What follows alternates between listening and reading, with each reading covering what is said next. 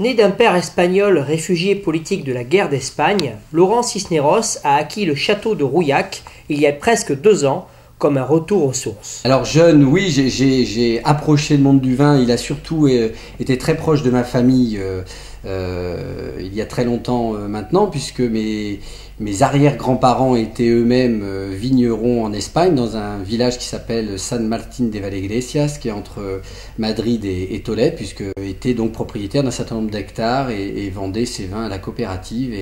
Une reprise en main comme challenge d'entrepreneur, mais aussi un vrai coup de cœur équin.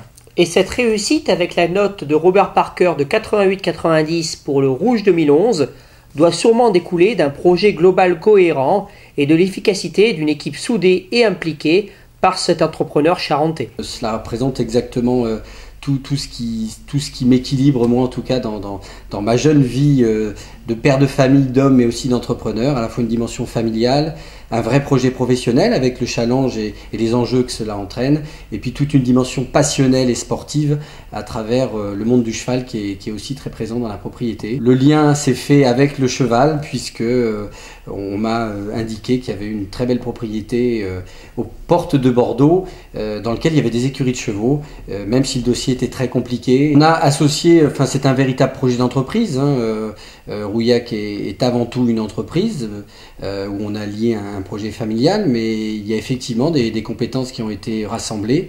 Une des premières peut-être qualités d'un chef d'entreprise, c'est aussi de savoir s'entourer.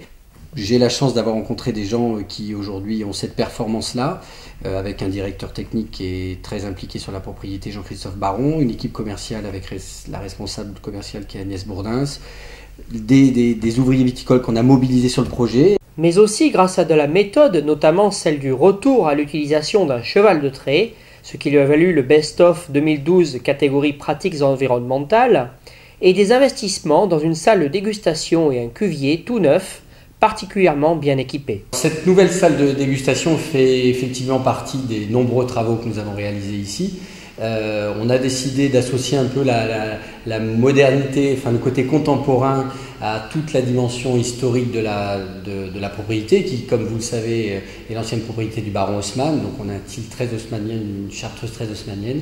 Et on a aussi imaginé cette convivialité, et avec un outil effectivement technique un peu innovant en la matière, avec ce pigeage mécanique, un pigeur mécanique qui nous permet d'une extraction douce, notamment des tanins, et de travailler d'une façon très douce tous les marcs, notamment des raisins lorsqu'ils sont vendangés. Laurent Cisneros a su mettre toutes les chances de son côté pour arriver en 2 ans à en faire une des valeurs montantes du vin bordelais.